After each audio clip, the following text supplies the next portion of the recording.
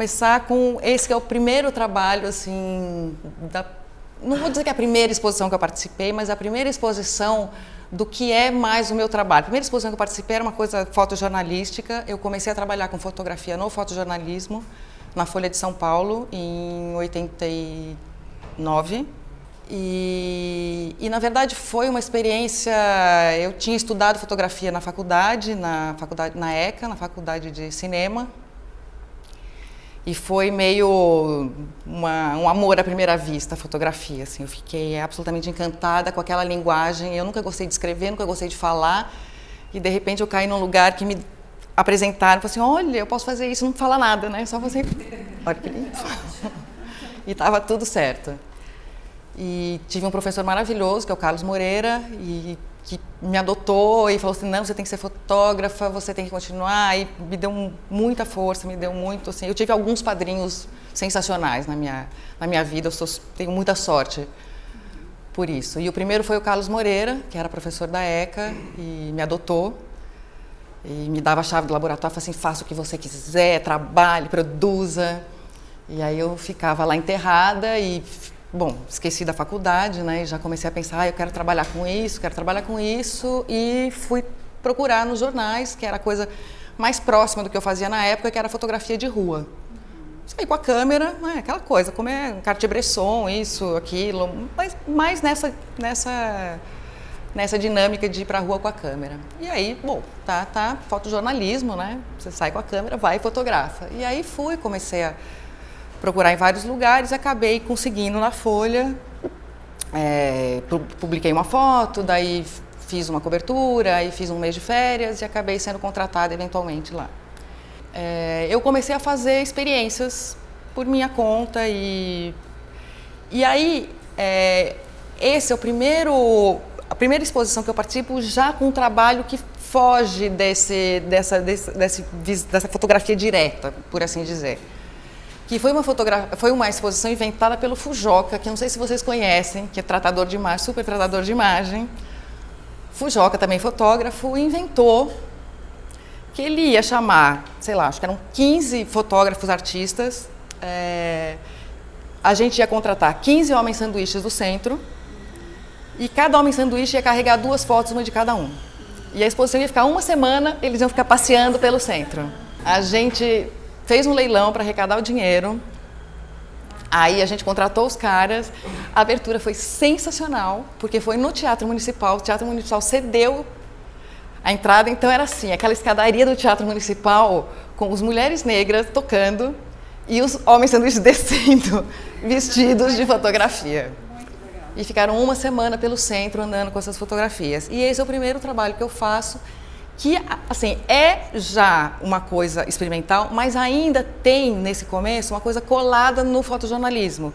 Então, eu fui para essa região, peguei esses 2 caras que ficavam ali encostados, lá meio sem fazer nada, pedi para eles fazerem essa expressão, como se eles estivessem gritando, e fotografei, imprimi o contrário, e ainda fiz uma sobreimpressão com uma outra técnica, e esse era o meu trabalho. Eu fui fazer uma viagem, fotografar turismo para a Folha. Aí estou eu lá em São Luís do Maranhão fotografando, até uns meninos ali pulando na água, aquela coisa básica, né, de beira-mar. E fotografei. Quando eu cheguei, revelou aquele slide, estava tudo meio lavado, né, estava um dia feio, água clara, uma coisa horrorosa. Mas eu olhava, mas tinha uma coisa que me interessava naquela imagem. E aí, eu olhava, e na verdade eu entendi que era o desenho que me interessava, que tinha esse desenho dessas crianças voando, e que era essa soltura no espaço que me interessava. Aí eu ampliei isso em negativo, na verdade eu reverti, porque me trazia mais a ideia de céu, de infinito. Na verdade, o nome do trabalho é infinito, assim, desse voo. Ver os meninos no claro não me dava. Aí eu ampliei e aí mesmo assim ainda faltava alguma coisa. E aí eu entendi, é o formato retangular. E isso é ele exposto, para vocês terem uma ideia. E ele é todo furado, então você pode variar a posição dele. Esse aqui também é um trabalho que eu fiz, um menino que eu fotografei. que foi engraçadíssimo, para a revista da Folha, eu estava na revista da Folha. Era um menino que ia cantar com que tinha descoberto um talento, que ia cantar com o Milton Nascimento. Aí fui eu fotografar lá, né, onde ele morava. E aí eu fiz toda uma sequência dele, assim, dançando. E no fim acabei, nunca publicaram a foto, publicaram um closezinho dele e eu acabei usando a foto dele, assim, tirando porque na verdade não era, me interessava como os meninos voando, me interessava exatamente essa circunstância desse menino, que é qualquer menino, nesse lugar e nessa atitude. E aí, desde o começo, como eu sou da época do Contato, do filme do Contato, eu comecei a fazer essas colagens também, que era uma coisa de acumulação, que eu faço até hoje. Isso aqui, cada uma dessas tem 1 metro por 1 metro, e cada pedacinho é um contatinho. Então eu fiz o céu e o inferno. E aí vocês vão perceber, assim, eu tenho algumas manias com algumas coisas. Uma delas é a Bíblia. Não sou católica, minha família não é praticante, não é nada, mas eu escutei muita história da Bíblia quando eu era criança e por algum motivo elas colaram em mim, né? Então eu gosto. Aí eu fotografei vários céus, cortei os contatinhos e reconstruí, refiz um céu a partir desses céus todos. E o inferno eu faço a partir da terra, de fotos de terra, de barro, enfim, do chão. Esse é o 3º dia, que é a criação das florestas. E esse é o 2º dia, que é a criação dos céus. E é colagem também? É colagem. Aqueles 2 primeiros é contato, é papel fotográfico, esses 2 últimos são transparência. O que aconteceu também no começo dos anos 90, quando eu estava na Folha, eu tive um período que eu tive uma licença médica após um acidente, e eu fui fazer um workshop na Oswald de Andrade, na oficina 3 Rios, de uma coisa que chamava Processos Alternativos em Fotografia. Eu estava lá de licença, engessada, mas também não queria ficar em casa. Falei, eu vou lá fazer processo alternativo, deve ser bom alternativo, né? E aí foi o 2º grande encantamento da fotografia, que foi as técnicas históricas. Os processos alternativos nada mais eram do que o cianótipo e a goma bicromatada. E aí abriu uma outra janela, né? Que eu falei assim, nossa, isso quer dizer que eu posso... Primeira coisa que eu pergunto ao professor, isso quer dizer que eu posso imprimir em qualquer lugar? Eu posso imprimir na parede, no tecido, na madeira? Eu assim, acho que pode, tem que testar, né? Nossa, aí eu falei assim, pronto, agora, sensacional. Isso é goma bicromatada sobre lixa. E também é bíblico, sinto dizer. São as mulheres de Ló. Vocês conhecem a história das mulheres, da mulher, Ló, de Sodoma, Gomorra ali, que tem destruição, aquela cidade pecaminosa, não sei o que lá, e Deus chega, Ló, você é um homem honrado, você pode sair da cidade, salvar a sua família, porém, não pode olhar para trás. Então fujam, quando eu avisar, vocês fujam pelo deserto, não olhe para trás. E o que aconteceu? A mulher olhou para trás. A pobre da mulher de Ló foi dar uma espiadinha e virou estátua de sal. E aí eu convidei 100 e não sei quantas amigas, conhecidas, etc., que esse é o trabalho original, ele tem, sei lá, 1,80 m por 1,10 m, cada foto é mais ou menos um 4x5. E eu contava, e é uma coisa assim, um pouco jornalística do retrato, um pouco cinematográfica da faculdade, né, do tempo e da representação. E eu chegava para todas e falava assim, olha, eu contava a história e falava assim, então eu quero que você me represente esse último segundo absoluto e que tem a ver com a fotografia, né? Onde você vai ser congelada como estátua de sal. Esse é um outro trabalho no mesmo sentido, posterior, também é goma bicromatada, também é bíblico, oh my God. Daqui a pouco para, daqui a pouco eu supero eu vou criar outras obsessões. E aí, isso, na verdade, é uma história engraçada, porque eu ganhei um edital, tive uma ideia megalomaníaca em 96, imagina 96. Quem tinha câmera digital em 96? Quem usava internet em 96? Eu achei que todo mundo usava. Porque eu usava, eu achei que todo mundo usava. Aí eu inventei um projeto interativo digital, que era construir um grande sudário. Então eu fiz um site e pedi para as pessoas me mandarem imagens de Cristo. E, obviamente, eu não recebi nenhuma. imagem de Cristo. E aí eu tinha uma sala gigante na Funarte e a exposição era muito legal, porque era um work in progress. Então a exposição começava vazia, eu construí toda aquela estrutura que juntava o século... 96 era século XX ainda. Século XX com século XIX, onde eu tinha computador, scanner, câmera digital, e ao mesmo tempo eu tinha pincel, goma bicromatada, máquina de costura, as coisas mais... E aí, assim, ou as pessoas que visitavam levavam e eu fotografava, ou as pessoas me mandavam por e-mail.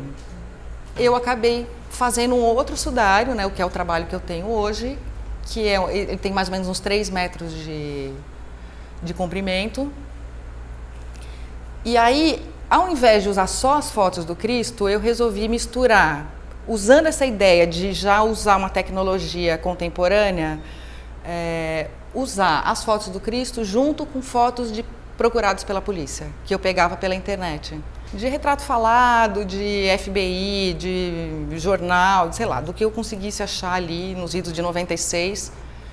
Então, esse trabalho que eu chamo de procurado, são fotos de Cristo e fotos de procurados pela polícia, e todos são saquinhos costurados com o rosto e cada um costuradinho, pregadinho um no outro. Isso é outro trabalho que foi para a coleção do MASP, que é também dessa época minha super acumulativa, que são umbigos, que foi, assim, eu tenho vários trabalhos também que existe uma coisa assim que, eu não sei se é coincidência, se é porque eu trabalhei em jornal, assim, mas assim, eu trabalho muito bem quando tem uma demanda que vem de fora, que não é assim, a minha ideia da fotografia, a minha ideia da arte é...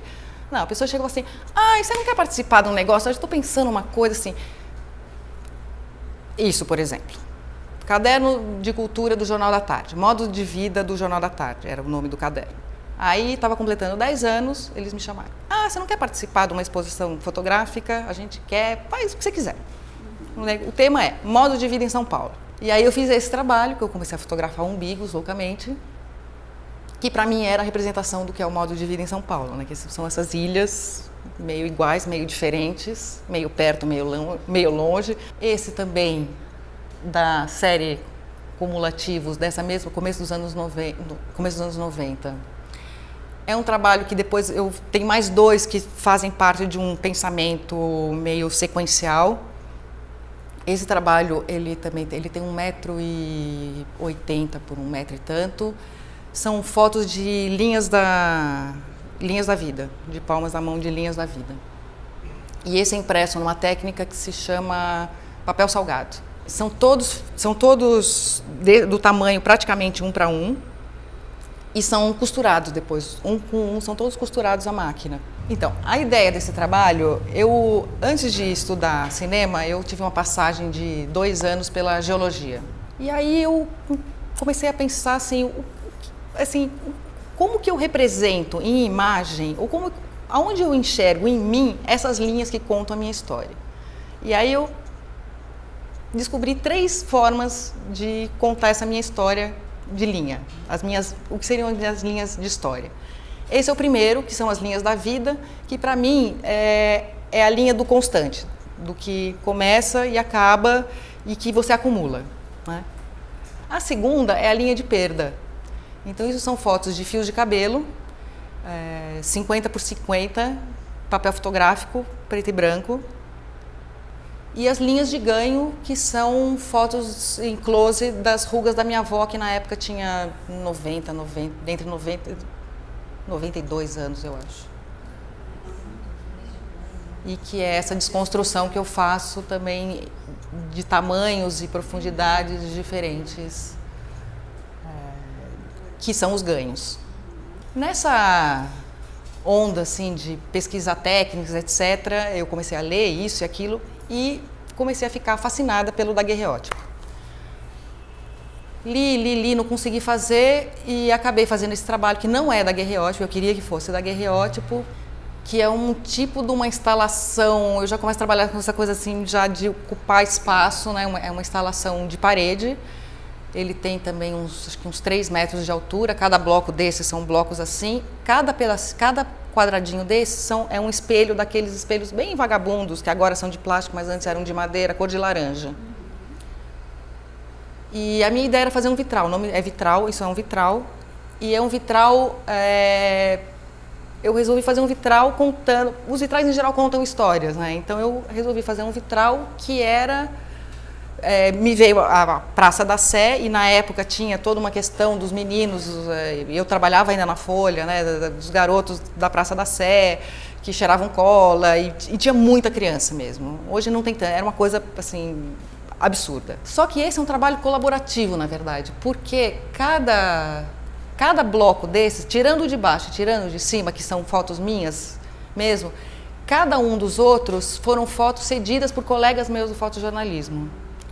Eles, que eu sabia que tinham feito, eu pedi assim, eu estou fazendo esse trabalho, você não quer participar? E eles me cederam, eu refotografava, eu fazia um outro recorte dessas imagens e tudo impresso nesses espelhos. Isso aqui é um trabalho que eu fiz em 96, na época que eu comecei, quando eu comecei a fotografar moda pela primeira vez. Eu trabalhava na Folha, da Folha eu entrei no projeto da revista da Folha, que era a primeira revista dominical de São Paulo, eu não sei se era do Brasil ou de São Paulo, mas enfim, eles iam lançar, então eu fui para a equipe que ia fazer esse projeto, e aí comecei a fotografar moda, que é uma coisa que eu não tinha ideia do que era. E para mim foi uma coisa absolutamente chocante a quantidade de fotos que se fazia de uma mesma pessoa com uma mesma roupa. Né? Porque eu saía com um filme para fotografar o presidente da República, aí eu saía com 4 para fotografar a moça com uma roupa, mexendo assim. Eu falei assim, tem uma coisa errada aqui, mas enfim, né? E com esses slides. E eu não conseguia jogar fora esses slides. Eu olhava e falei assim, mas que desperdício, mas isso aqui é muito lixo. E eu comecei a guardar esse lixo, né? Lixo não, essas fotos, né? Eu falei, não tenho o que fazer. E aí, não sei por que cargas d'água, um belo dia eu comecei a costurar esses. Eu cortei, igual eu fazia com aqueles outros. Comecei a costurar, vou começar a costurar isso aqui. E aí eu falei assim, olha, parece tecido. Olha, parece tecido, parece que eu vou voltar para a moda. Aí comecei a fazer roupas com isso. Então, isso aqui é um chapéu, por exemplo. Aí eu fotografei uma amiga minha usando o vestido chapéu. Tá vendo? É um chapéu. É um chapéu. E isso também é liquid light, é espelho. Isso é uma frente única. E para expor, eles sempre eram expostos assim, que as pessoas olhavam assim, tá, é uma forma, ok. Mas é uma roupa, é uma frente única. Isso é um biquíni, a foto do biquíni eu não sei o que eu fiz com ela, isso é uma saia. Tá difícil de ver, mas aqui é a sainha. Isso é uma blusa. Esse é o espelho. E isso é um cinto que depois eu acabei fazendo, que outro dia até estava numa exposição lá no MAM, uma exposição em útero, não sei se vocês viram. Tava. Finalmente, no ano 2000, santa internet, eu descubro que nos confins dos Estados Unidos, nas montanhas, quase no Canadá, tinha um lugar que ensinava a fazer daguerreótipo. Aí eu nem pensei assim, quero! E lá fui, no meio do nada. Eu fui, dei uma olhada, claro, quem era o professor, parecia bom, lá para lá que eu vou. Fui, fiz o tal do curso de daguerreótipo em Montana, no fim do mundo, uma cidade que eu nunca vi, e aprendi a fazer o tal do daguerreótipo, querido daguerreótipo. E esse é o primeiro trabalho que eu fiz com o daguerreótipo, em 2002, que coincidiu com a abertura da Galeria Vermelho. Então eu fiz esse trabalho que se chama Mão de Obra, que eu ia acompanhar a obra inteira da reforma da galeria, eu ia e fotografava a mão de todo mundo que trabalhava lá. Todo mundo. Os pintores, serralheiro, arquiteto, engenheiro, tem a mão do... Ai, Jesus, esqueci o nome. Arquiteto mais importante do Brasil, sem ser o Niemeyer, vivo. Paulo Mendes da Rocha. Ele fez o projeto, tem a mãozinha do Paulo Mendes aí. E aí, o povo todo da obra. E esse era o trabalho. Qual era a ideia? Isso era uma coisa que girava, então assim, era um pouco uma homenagem às pessoas que construíram, era uma homenagem à fotografia e ao daguerre, criando um certo ilusionismo de luz e sombra, porque o daguerreótipo é uma superfície muito espelhada, ele é muito polido, praticamente um espelho, né? É uma placa prateada, E aí eu tinha umas luzes diretas que ficavam apontando para cá, para esse negócio, e ele reflete uns... Não, ele reflete a imagem.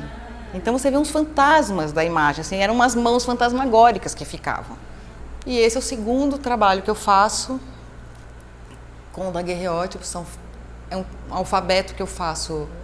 Eu adoro mão, é uma das coisas, das minhas obsessões também, porque eu acho que elas têm um poder de comunicação absurdo. Então você pode, pela tensão, você cria um discurso só pela fora. Então eu ficava assim, ensaiando as minhas mãos, são todas as minhas mãos. As pessoas às vezes não querem fazer, mas são todas, são todas minhas, não aquelas, essas. Agora, essa e essa, na verdade, fazem parte do trabalho da minha primeira exposição individual em galeria. Então, os trabalhos eram esses daguerreótipos, essas bonecas que também são daguerreótipos, e esse trabalho se chama autorretrato, porque aí é uma coisa um pouco difícil, vocês vão ter que usar bem a imaginação. O daguerreótipo, como eu disse, é uma placa de... Como se pegar um espelho, é um espelho. Se você pegar um daguerreótipo de frente, assim, você vai se enxergar nele. O que acontece? Quando você reproduz um daguerreótipo, qualquer reprodução de livro, de coisa, é uma interpretação do que é. E a gente sempre interpreta para mostrar o positivo. Então, tudo que é preto na imagem é uma interpretação para formar um positivo. Só que, na verdade, tudo que é preto é prata absoluta. É o lugar mais reflexivo que existe, quando você está com o objeto na mão. Então, como funciona isso? Você vê a boneca, só que se você para na frente do daguerreótipo, você se enxerga. Só que a parte onde tem a boneca, ela está opaca, porque ela tem a prata sensibilizada. Então você vê meio a meio. E aí se você fecha o olho assim e perde o tridimensional, você pode juntar e fazer o seu rosto meio a meio. É uma brincadeira assim de você fazer um seu rosto conjugado com as bonequinhas. E esse era o terceiro trabalho da exposição, que se chama Retrato Íntimo, que é... E aí, uma outra coisa, as pessoas dizem assim, como surgem as ideias dos trabalhos? Então, ela pode ser proposta, ela pode ser de uma ideia realmente que você está pensando, mas muitas vezes é de uma banalidade do dia a dia. Eu um dia fiz um exame, qualquer, uma radiografia, e pegou o resultado, vou olhar, e aí tinha um ponto flutuante no meio do meu corpo, assim, um metal flutuante. E assim, aquele susto, mas o susto não era tanto por ter o metal, porque é muito imediato, assim, é um DIU. Mas eu olhava para aquilo, eu não conseguia entender o meu corpo. Eu não sabia onde estava aquele negócio. Eu falei, esse negócio está fora do lugar, esse negócio ele voou para outro lugar, ele não está onde ele devia estar. E eu fiquei obcecada, eu falei assim, eu não tenho ideia do que seja isso aqui. E como era a questão do DIU, eu comecei a pensar, assim, tem uma relação com a intimidade, né? A coisa sexual, e eu não tenho ideia, e parece que isso entra, vai até, quase a garganta, é muito profundo. Eu comecei a me questionar sobre isso, e aí pensar na coisa da penetração, e pensar na coisa médica, nos exames médicos, de que é ser mulher, do que é normal, é desagradável, isso é normal, isso é normal. O que é normal, o que é anormal, né? E eu falei assim, eu quero saber até onde vai esse negócio aqui, que é essa minha entrada que tem uma relação com uma coisa afetiva, emocional. E aí as pessoas perguntam, isso é montagem, né? Não, né? Isso é de verdade, porque a ideia toda era saber até onde ia o negócio. E aí comecei a pensar nessa questão toda, aí um amigo, comentando com um amigo falou assim, você leu o Thomas Mann, Montanha Mágica? Inclusive o nome do trabalho foi roubado do Thomas Mann. Não sei se vocês conhecem a história da Montanha Mágica, é o começo da radiografia, a invenção da radiografia, no começo, finzinho do século XIX. E vão as pessoas doentes, vão para aquelas estações na Suíça se tratar.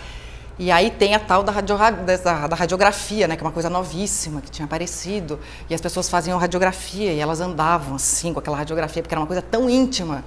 Porque é a intimidade máxima, Assim, eu estou vendo os meus ossos aqui. Então, as pessoas que eram mais próximas, elas compartilhavam. Assim, olha, o meu exame saiu ontem. E eles se referem à radiografia como retrato íntimo. como fotografia invisível e retrato íntimo. Então eu roubei porque é isso, né? Uma coisa que na verdade a gente trata assim, mas é super íntimo, né? Eu fiz uma série de 5 radiografias que vão do estritamente médico ao estritamente doméstico. Então, a gente começa com fórceps, aqui já começa a ter uma caidinha para um não totalmente médico, aqui já um pouquinho mais, e aí finalmente. E esse garfo realmente foi quando eu pensei assim, esse é o limite, porque eu fui num consultório o meu dentista me ajudou a fazer isso. É sempre uma aventura. Aí o meu dentista, super dentista, me ajudou a fazer os testes de tudo que eu podia usar para proteger e que não ia aparecer na radiografia, é tudo protegido. Minha intenção não era apenas investigativa, não para me machucar. Não esterilizar, era construir, botar uma cobertura ali que fizesse um... exatamente. E foi parafina de fazer vela. Quando eu peguei o garfo, eu olhei e falei assim, é grande demais. E eu não queria cortar, né? Então, esse foi assim... Esse eu sei, esse é o limite. Esse é o limite. Espero que não seja feio eu falar isso, mas enfim. É tudo pesquisa científica. Guardo essa TVzinha, eu tenho 2 TVzinhas velhas, só para ele. Que elas não morram nunca, por favor. Porque eu gosto, assim, por exemplo, as radiografias, o tamanho da radiografia. Eu poderia ter feito aquela radiografia gigante, né? Ai, que choque, que coisa horrorosa, mas assim, não é muito o que me interessa. Então ela tem, eu gosto de trabalhar nesse tamanho que é quase o natural, porque você um pouco se identifica, né? Você, tipo, sou eu, né? Então a radiografia é um pouquinho maior que o natural, esse aqui fica um pouquinho menor, mas ele, sim, eu gosto dele alto e que a pessoa olha, é como se fosse essa experiência de espelho mesmo, né? E aí, e o difícil foi assim, porque na minha ideia era para ser um plano sequência, como é. Só que quando eu acabei de filmar tinha meia hora o vídeo, era um tédio atroz. Aí felizmente tem uns amigos do cinema, né? E um deles falou assim, não, vamos acelerar e vamos cortar esse negócio. A gente corta, faz uma edição e aí o cara fez essa edição sensacional, que de 30 foi para 3 minutos.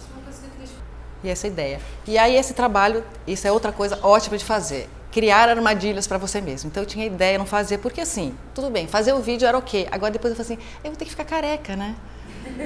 E assim, o que vai ser de mim careca? Assim, como é que eu vou viver? Então eu ficava sempre, daqui a pouco eu faço, daqui a pouco eu faço.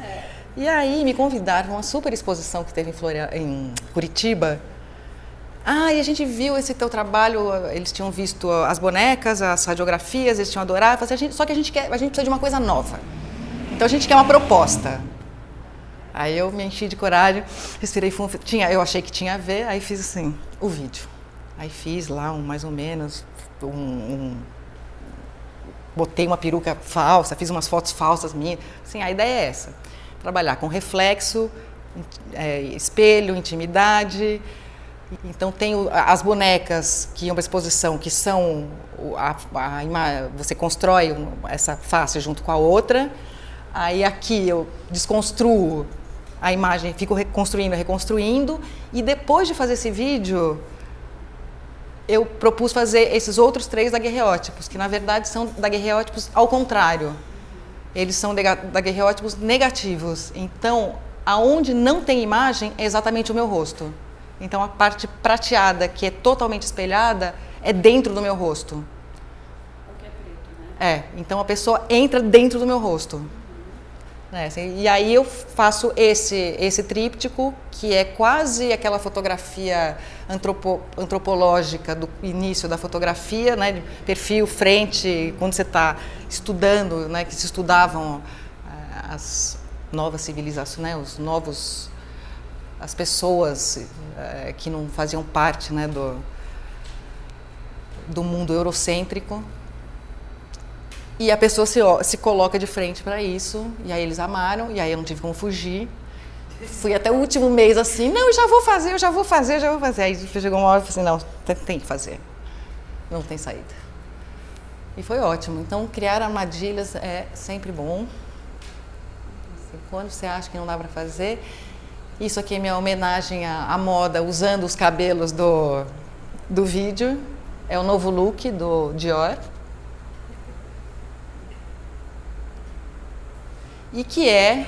E aí, se a gente for pensar, assim, o cabelo de novo, né? Então já tinha aqueles primeiros lá de trás, chegou uma que eu falei assim, nossa, mas que coisa, né? Voltou o cabelo, né? Então tinha... E aí, eu trabalho assim, eu fiz aquele primeiro em 97, aí passam-se sei lá quantos anos, eu faço o vídeo em 2003, aí passo... Não é que eu fiz na sequência, que depois de sei lá X anos, eu guardei os cabelos. Eu gosto de guardar coisas. Aí tava lá os tufos de cabelo, assim, eu preciso fazer alguma coisa com isso, né? Aí inventei essa foto, e que está na coleção do Itaú. Aí fiz esse depois, que também é da coleção do Itaú. E aí vão os cabelos. Aqui eu passei um tempo sem fazer daguerreótipo, volto a fazer daguerreótipo, eu resolvi fazer... Assim, eu adoro o daguerreótipo, acho incrível a técnica, a coisa assim, o resultado da imagem do daguerreótipo puro, quando você realmente faz a placa, põe a placa na câmera, fotografa, é sensacional. Porém, eu uso muito daguerreótipo como um suporte para eu aplicar a fotografia. Então eu gosto assim de... Eu fotografo e depois eu transfiro a imagem para a placa. E aí esse aqui eu fiz há uns anos atrás, eu falei assim, agora eu vou fazer quando o Daguerre encontra o Photoshop. E assim, tudo bem, eu perco um pouco de qualidade, né, da imagem, mas por que não, né? Assim, ele é um suporte, como um papel, como qualquer outra coisa. Minha homenagem ao Man Ray, mais um daguerreótipo, de uma série dessas também que eu enrolo sem brincadeira, 10 anos para fazer. Algum dia há de sair, vocês saberão. Eu falo isso há 10 anos, mas algum dia vai acontecer. Começo dos anos 2000, eu não sei explicar porquê, não me perguntem, eu comecei a fazer autorretratos. Eu sempre fotografei, fiz autorretratos assim, como teste. Mas eu não sei, honestamente eu não sei explicar porque eu comecei a fazer esses trabalhos que lidavam muito com esse universo feminino, né? Como já as radiografias, essa coisa toda. E não fazia muito sentido para mim chamar uma outra pessoa para fazer aquilo. E os autorretratos, no final das contas, eles são um pouco anônimos, eles não são o autorretrato que sou eu. Eu estou fazendo assim, eu quero que eles sejam realmente qualquer mulher. Por isso, na maior parte das vezes, eu acabo tirando o rosto, né? Então, eu acabo tendo que criar alguns artifícios para eliminar esse rosto e deixar essa desidentidade feminina. E esse é um trabalho que eu fiz para uma exposição lá na Vermelho, que era sobre a cidade de São Paulo, e quando eu comecei a experimentar também com uma ocupação de espaço um pouco maior. Então eu fiz para ser exposto na parte de fora da galeria, para estragar mesmo. A ideia era essa. É o dia seguinte, né? Porque eu ia nas lojas na São Caetano, eu batia de loja e fui lá um dia, batia de loja em loja. Olha, eu tô querendo fazer um trabalho que é assim, eu preciso de um vestido que vocês me emprestem, tipo, meia hora. Eu vou me vestir e vou fotografar aqui mesmo. Vou montar um fundo e é só isso. E aí, arranjei 10 lojas que toparam.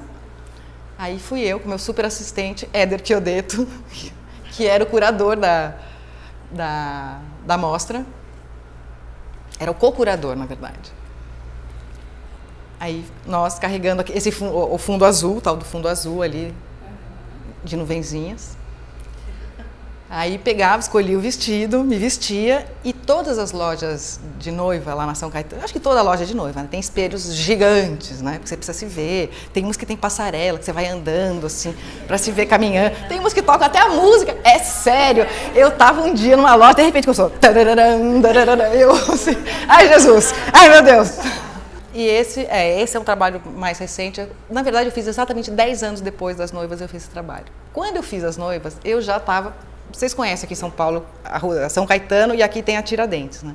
Aqui é a Rua das Noivas, aqui é a Rua dos Uniformes. E quando eu estava lá fazendo, eu já comecei a me enamorar dos uniformes. Eu chegando lá, falei assim, olha esses uniformes, eles me dizem alguma coisa. Obviamente, como eu digo, meu processo é super rápido, 10 anos. Ao invés de ter aquela luz maravilhosa da felicidade absoluta, eu faço a foto com o uniforme, faço o print, vou pro stand de tiro e dou um tiro na cara do... Também, tamanho natural, as fotos todas são tamanho natural, a minha imagem tem exatamente o meu tamanho. Aí eu levei, o cara olhou pra mim e disse, mas é você? Tem pessoas que são meio diferentes. Isso aqui é na frente do meu prédio. Rosângela, minha vizinha ali atrás, eu entrando com essa roupa assim, tem polícia entrando no prédio? Esse é na rua do prédio também. Esse é no salão de festas do prédio. Rendeu o prédio, hein? Esse é um cemitério do Araçá. Na mesma exposição que eu fiz as noivas, eu fiz esse outdoor. Ainda na época que São Paulo era tomada de outdoors, né, antes do Cidade Limpa, eu resolvi fazer uma homenagem aos outdoors de São Paulo. Mas ao invés de ter aquela mulher glamurosa, maravilhosa, sensacional, vendendo de tudo, com muito pouca roupa sempre, eu coloquei ela nessa situação de estar presa nesse espaço ali de venda, de consumo e de comércio, de uso comercial. Porque essa parede é plana, né? Ela não tem essa entrada, ela não tem esse volume, né? Então eu calculei na galeria como fazer para criar essa sensação. E ao mesmo tempo que eu mostrei aquelas duas mulheres, aquela gigante enclausurada, aquelas noivas maravilhosas estragando a céu aberto, né? Eu fiz os meus homenzinhos minúsculos que ficavam pela galeria inteira. Que na verdade... é difícil ter noção do tamanho, mas eles são desse tamanhinho, assim. Que era para contrapor o tamanho, na verdade, o tamanho do ponto de vista do outdoor. Então, eu tinha um outdoor que tinha 9 metros ali, na verdade, a galeria... A sala não tem 9 metros, então ele vira, mas o outdoor tem 9 metros. E aí era como assim, essa visão que a gente tem, que para mim é muito paulistana, isso foi uma exposição para comemorar o aniversário de São Paulo. Dessas mulheres que ficavam ocupando o céu, ao mesmo tempo de quando você está no céu, você olha para baixo, você tem a visão das pessoas que são mínimas formigas. Então eu subia nos prédios para fazer esse trabalho e fotografava só homens de terno e gravata ou pasta, só executivos, né? O que é assim, essa cara de São Paulo de trabalho. Tinha terno, tinha gravata, tinha pasta, não precisava fazer tudo, mas alguma coisa já estava na minha mira ali. Isso aqui é um vídeo, eu vou passar só um pedacinho, na verdade é uma instalação que eu fui convidada, um projeto que teve nesse espaço, que eles convidavam os artistas. Então a pessoa, quando estava passando na rua, ela escutava o som, porque é recuado, né? Então a pessoa escutava o som, virava e via. E era impressionantemente visível, assim, de carro do outro lado da rua dava para ver. Mas precisava realmente escutar o som para ver. Mas qual era a ideia? Quando eu vi essa porta entre o espaço que eu tinha que ocupar, o espaço expositivo da arte, né? Onde ficaria, e o fora, e nesse momento de crescimento de mídia social e desse diálogo através dessa mediação de tela, eu pensei em fazer uma coisa que fosse como se fosse essa mediação, como se essa porta representasse essa tela, que é o particular, que é eu no meu computador, para o que você está mandando para fora, que é o público. E aí o que eu fiz? Eu peguei, comecei a coletar nesses sites todos, porque o Orkut era muito engraçado, não sei se vocês lembram, ele era assim, descreva você, né? As pessoas se descreviam. E site de relacionamento é assim, eu gosto disso, eu faço isso, eu sou aquilo, eu sou super bacana, enfim, ficava, né? E tinha algumas que eram assim, quilométricas, né? E aí eu comecei a pegar descrições de mulheres, de vários sites, de vários lugares, eu conhecia, roubar, onde eu podia roubar, eu roubava. Várias outras línguas, aí eu traduzi tudo para o português e gravei tudo isso e depois eu remontei tudo isso. O trabalho se chama Através do Vidro de Olhar. Eu sou um nada, porque eu sou um nada mais. Culpa do Vivo filme com meus Silent filhos Hill que fazem 4. festa, Seus a noite amigos inteira. vêm nos visitar com frequência. Não dá para expor nosso verdadeiro eu em todo lugar. Não me vejo uma estranha. Eu me vejo como uma Sou pessoa artista, honesta. trabalho com design além de gráfico, cantora e compositora. apaixonada pelas coisas Tento que ser faço. escritora. Vivo numa cidade estranha. Sou noiva de um e cara na A vida internet. sem música não é vida. Acho que essa frase música é a frase da resposta minha para vida. nunca desista. A força da sua alma. E esse é um outro trabalho também que eu gosto dele, eu achei ele curioso, porque ele é meio instalativo, que também surgiu da mesma forma que as radiografias, daquela coisa que você olha assim e fala assim, olha que coisa mais bonitinha. Eu tive um namorado que usava a camisinha e depois eu dava um nozinho na camisinha. Depois eu soube que essa era uma norma da coisa de saúde, né? Que todo mundo deveria fazer isso para conter contaminação, enfim. Mas eu nunca tinha visto. E eu achei a coisa mais linda do mundo aquilo, assim, todo aquele cuidado de dar um nozinho, amarrar antes de jogar no lixo. E aquilo não saía da minha cabeça. Aquilo não saía da minha cabeça. Porque a hora que dá um nozinho, assim, com tanto cuidado e fecha, assim, é como se tivesse um líquido precioso ali dentro, você precisa guardar, né? Eu não pensei na contaminação, depois eu soube da contaminação, mas assim, para mim era um líquido. E eu fiquei pensando, olha que coisa. E aí eu comecei a pensar assim, nossa, e tem gente que compra isso, né? Porque tem banco de esperma. Daí comecei a entrar na internet, nos bancos. E aí comecei a entrar numa viagem. Eu falei assim, eu vou escolher agora um doador. E é uma loucura, né? Porque essa coisa tecnológica que você acha que você pode programar a sua descendência. Assim, olha, você estudou em Harvard. 1,80 m. E eu entrei num delírio desses, assim. E eu falei assim, eu vou fazer meu banco de esperma. Aí eu comecei a roubar as camisinhas. Ele ia jogar, eu jogo no lixo. Eu guardava. E congelava. Eu congelava. Eu congelei tudo. Esse verde é científico. Né? Não dá cara de... Não dá? Cada um tem um número, cada um tem uma personalidade, cada um tem um histórico. E aí eu mostro assim, esse é o meu showroom. Do meu... E aí eu roubo os títulos. Alguns títulos eu roubo, eu admito. Eu roubei o título desse também de um banco de esperma, acho que estrangeiro. Aí eu botei Crisby Bank, meu, mas o extra ali eu roubei, que é Preservando Futuras Gerações. Eu levei um fora. Daqueles que não vêm no mar, que você faz assim... E aí você fica com raiva, aí tinha as mensagens, eu vou apagar. Não, eu não vou apagar. Aí eu fotografei todas as mensagens. Eu vou usar essas mensagens. Aí eu fotografei a tela do computador, todas as mensagens que tinham sobrado.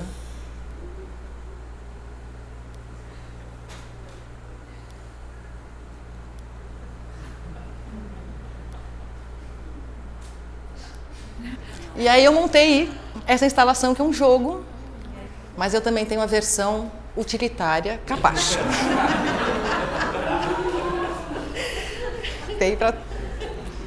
E aí essa aqui é mais uma das minhas obsessões máximas, tijolinhos baianos. Porque para mim essa parede de tijolo baiano é como se fosse a roupa da cidade.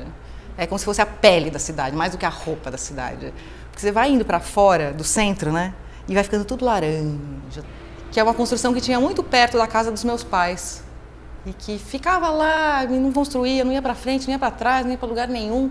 E aí um dia entrei lá para ver, e era essa coisa claustrofóbica, que não tinha janela, não tinha parede, a parede abria na parede. Eu fiz cartazes de uma parede de tijolo impressa num cartaz, mas um monte deles. E aí eu construía a parede, reconstruía a parede, forrava a parede com esses...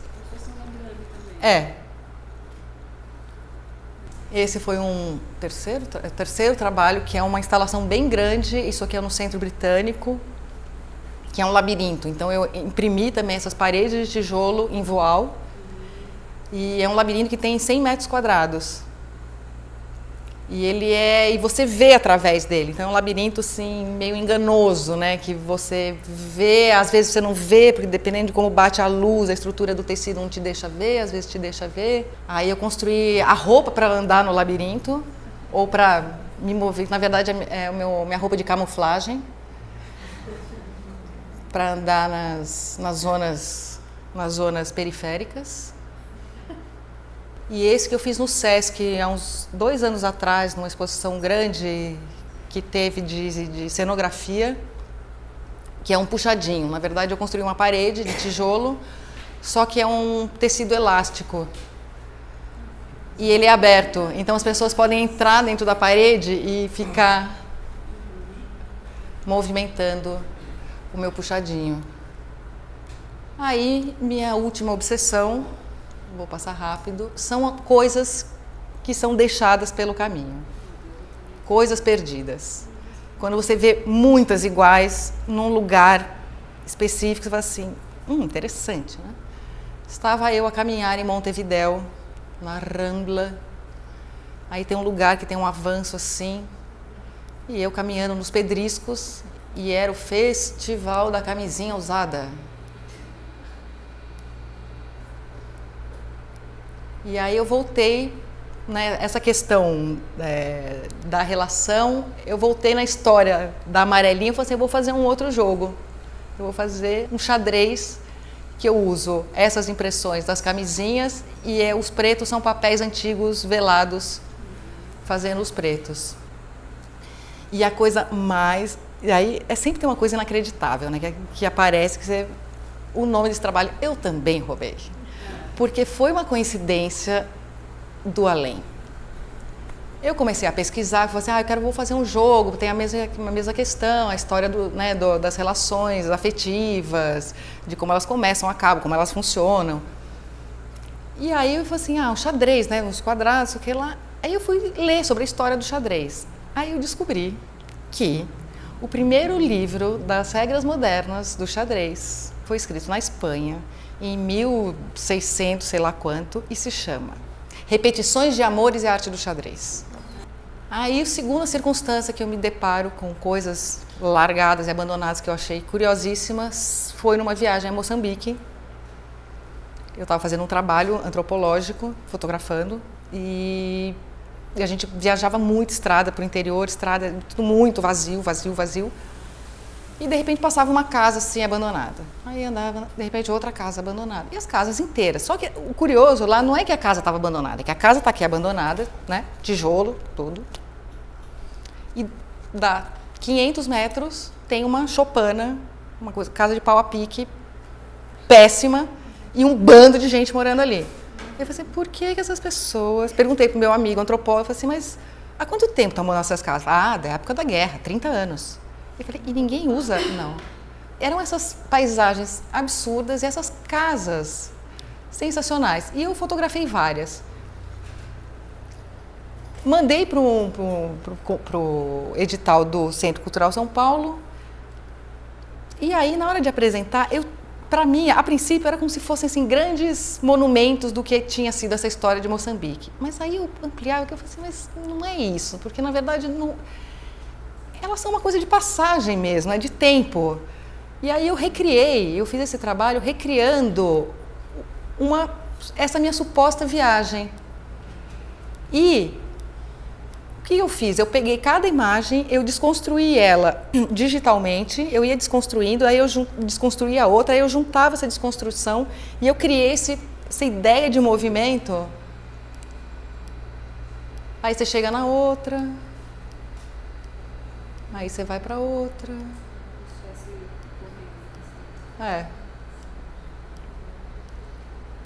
E aí esse é um trabalho que eu mostro ou em vídeo, isso já animado em vídeo, Na primeira vez que eu mostrei, na verdade eram slides. Eu fiz slide, eu tinha um carretel e é exatamente a quantidade de um carrossel. Ou então você pode a pessoa pode entrar e ver isso como se fosse as minhas casinhas. Foi numa outra viagem com esse mesmo antropólogo que estou eu em Porto Príncipe, princípio de 2010, e o mundo veio abaixo, aquele terremoto. E nos dias depois do terremoto, a gente ia sempre para a Praça do Centro, que era o lugar onde tinha comida, que a gente podia achar comida, ou para ver como é que estavam as coisas. A gente ficava andando pela cidade para saber quando é que a gente podia sair, enfim, né? E perto do centro, ali perto na Praça Central de Porto Príncipe, foi onde virou o maior acampamento de refugiados. E eu comecei a ver essas roupas, então e era a mesma coisa das casas, eram roupas e roupas e roupas e roupas que ficavam no chão, ninguém pegava, ninguém mexia. E aquele bando de gente em situação de calamidade, que tinham perdido tudo. E aí eu comecei a fotografar essas roupas, e essas roupas todas eu fotografei já sabendo, apesar de ser digital, para passar para daguerreótipo. Porque tem uma questão histórica de uso da fotografia do daguerreótipo, que é de fotografar os mortos, que eu queria trazer junto com isso, que para mim eram os mortos, na verdade, era a forma que eu tinha para fotografar os mortos. Eu estava lá, os jornais, a Folha. No primeiro dia eu mandei algumas fotos, depois eles queriam que eu continuasse fotografando, eu falei que não queria, eu falei não, é demais para mim. Deixa eu ficar, tem outras que não quero. E aí fotografei isso, e são esses os daguerreótipos. E finalmente, alguns anos depois, 2 anos, 3 anos depois, na Guiné-Bissau, a quantidade absurda de carros abandonados. Então, assim, são várias falências, né? Essa época tem a falência da catástrofe, tem a falência da guerra, tem a falência econômica, né? As pessoas, às vezes, compram um carrão e não tem como, eles não têm. É um país paupérrimo, a segunda maior cidade da Guiné-Bissau. E tem uma falência ecológica também, porque essa poeira que cobre tudo lá é indício da aproximação do Sahel, que é o Saara Vermelho. Esses países mais vulneráveis estão tendo uma desmatação ali muito forte, né? Eles estão muito na borda do Saara. E é isso, de fotografia é isso, tem umas performances, se vocês quiserem ver, rapidinho. Vai ser bonitinho. E aí o que aconteceu é que, de fazer os autorretratos, o meu então galerista Eduardo Brandão, a galeria criou esse festival de performance que existe até hoje, que se chama Verbo. Não sei se vocês já viram, vale a pena, tem muita coisa boa. Começou em 2005. E aí ele chegou para mim e falou assim, bom, aí vai ter o festival de performance, é um velcro, é roupa de velcro e coisa de velcro. Ele falou assim, você faz autorretrato, faz performance para câmera, por que você não faz performance também? Aí eu me enchi de coragem, falei assim, vou fazer. Aí inventei esse meu quadro negro, que tem muito a ver com a fotografia, tem a ver com imagem, tem a ver com retrato. Só se divertiu. Uxi. Uns se divertiam, uns torciam para eu cair. Era lindo. Não é fácil, não. E é isso.